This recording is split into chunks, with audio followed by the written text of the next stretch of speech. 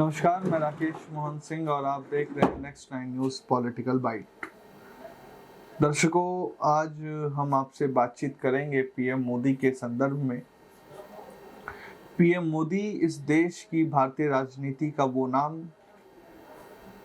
वो राजनीतिक ध्रुव, राजनीतिक आसमान का जो कि 2014 में जब इस देश के निर्वाचित सर्वोच्च पद पर बैठा तो इस देश में कई तरह की गड़बड़ियां भी थी। ऐसा नहीं था कि देश में सब चीजें बेहतर चल रही थी। देश ने एक लंबी यात्रा तय की, एक विकास की लंबी यात्रा तय की। ऐसा नहीं है कि 2014 के बाद से ही इस देश में सभी चीजें आई या ये देश पनपा 2014 के बाद, या इस देश में बिजली 2014 के बाद आई, या मोबाइल फोन। लेकिन 2014 के बाद देश के पास एक ऐसा सक्रिय प्रधानमंत्री आया जो देश के हर मुद्दे को बड़ी विवेकशीलता और सक्रियता से उसके समाधान तक पहुंचने के लिए संघर्षशील रहा है। पिछले 60 सालों के, अगर हम 65 सालों के भारत की यात्रा को देखें तो भारत ने विकास में एक लंबी यात्रा तय की, लेकिन 2014 के बाद वह उस यात्रा की रफ्तार कह लीजिए वह दोगुनी हो गई। दोस्तों, किसी भी देश का विकास इस बात पर निर्भर करता है कि उस देश का नेतृत्व फैसले लेने में कितना अधिक सक्षम है, या उसमें राजनीतिक दृढ़ता कितनी अधिक है, राजनीतिक विवेकशीलता कितनी अधिक है, काम करने का जुनून कितना ज्यादा है, और सबसे बड़ी बात कि उसके लिए जो प्रायोरिटीज हैं, जो काम पहले करने का क्रम है, उसमें देश किस नंबर पर आता है, यानी राष्ट्रहित उसके लिए सर्वोपरि है कि नहीं। यह बात भी इस बात को तय करने में बहुत ज्यादा मददगार होता है कि आपका देश कितनी तेजी से आगे की ओर जाएगा।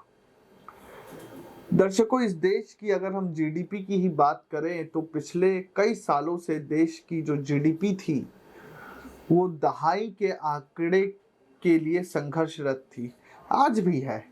लेकिन आज हम तेजी से दहाई के आंकड़े की तरफ बढ़ रहे हैं। पहले की सरकारों में एक मध्य मार्ग चुना जाता था कि चीजें बहुत अच्छी भी ना रहे तो चीजें खराब भी ना रहे, बस जो जनता है उसको किसी तरह की तकलीफ ना उठानी पड़े जिससे कि वोट बैंक ना खराब हो। आज के दौर में ये स्थिति बिल्कुल बदल चुकी है। पीएम मोदी ने डीमोनेटाइजेशन जैसा एक बड़ा राजनीतिक फैसला तो था ही, एक दल के रूप में, एक नेता के रूप में, लेकिन देश को बदलने वाला एक फैसला लिया जिसके भीतर देश की लगभग तमाम जनता को परेशानी उठानी पड़ी। हमने एटीएम, बैंक के बाहर लंबी लंबी कतारें देखी। कुछ डिजाइनर पत्रकारों ने, डिजाइनर नेताओं ने उन कतारों को लोगों की भावनाओं के साथ खेलने का एक मोहरा भी बनाया और इस बात को स्थापित करने की कोशिश की कि पीएम मोदी ने गरीबों को खत्म करने के लिए या मध्यम वर्गों को खत्म करने के लिए, या जो सूक्ष्म लघु उद्योग है उनको खत्म करने के लिए यह कदम उठाया है। लेकिन पीएम मोदी अपने फैसले को लेकर अडिग रहे। उन्होंने अपने फैसले को लेकर वह किसी किंतु परंतु में नहीं फंसे।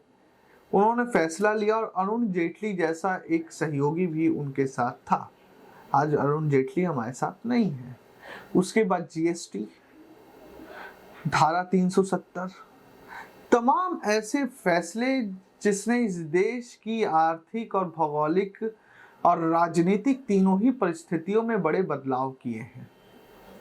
यानी पीएम मोदी के लिए दल से पहले देश था, इसलिए उन्होंने इस बात की चिंता कतई नहीं की कि अगर मैं इस तरह के फैसले लेता हूं तो देश के ऊपर क्या असर पड़ने वाला है, देश में हमारे वोट बैंक का क्या होगा, व्यापारी नाराज होंगे तो क्या होगा। वह जानते थे कि देश हित में क्या बेहतर है और उन्होंने उस रूप में फैसला लिया। पीएम मोदी का जो यही करिश्माई काम है या यूं कह लीजिए कि ये जो काम करने का तरीका है, वही पीएम मोदी की साख को देश में भी और विदेशों में भी बढ़ा रहा। पीएम मोदी के सोचने की क्षमता और समझने की क्षमता की वजह से ही, ध्यान दीजिएगा, सोचने और समझने की क्षमता की वजह से ही जो उनके विपक्षी जो प्रतिद्वंदी थे एक जमाने में, या जो विपक्षी दल थे या विपक्ष जो पीएम मोदी के आलोचक थे, वो कहीं ना कहीं अब पीएम मोदी के जबरा फैन होते जा रहे हैं। ये पीएम मोदी के काम करने के तरीके का ही असर था कि पीएम मोदी ने अपने आलोचकों को भी अपना मुरीद बना लिया। आज हम बात कर रहे हैं इसी क्रम में शहला रशीद की। आप बखूबी इस नाम को जानते होंगे। जेएनयू की पूर्व नेता रही, छात्र नेता, टुकड़े टुकड़े गैंग में एक समय में काफी सक्रिय भी रही। भारत तेरे टुकड़े होंगे इंशाल्लाह इंशाल्लाह, इस तरह के कार्यक्रमों में भी शामिल रही। लेकिन आज शहला रशीद कहती हैं कि पीएम जैसा कोई नहीं है। कल एक न्यूज एजेंसी को इंटरव्यू देते हुए शहला रशीद ने कहा कि मैं शुक्रगुजार हूं कि यह देश गाजा नहीं है, यहाँ हमास जैसा कोई संगठन नहीं पनप पाया, और जो पनपा वो प्रेसिडेंट रूल, पीएम मोदी और होम मिनिस्टर की वजह से दब कर रह गया। यह बात अपने आप में ही काफी बड़ी है कि जो व्यक्ति या जो महिला एक समय तक पीएम मोदी की घोर आलोचक थी, वह आज उनकी जबरा फैन हो गई हैं। शहला रशीद के बारे में बता दे कि जब धारा 370 हटा तो उन्होंने काफी ज्यादा विरोध किया था धारा 370 हटाने का,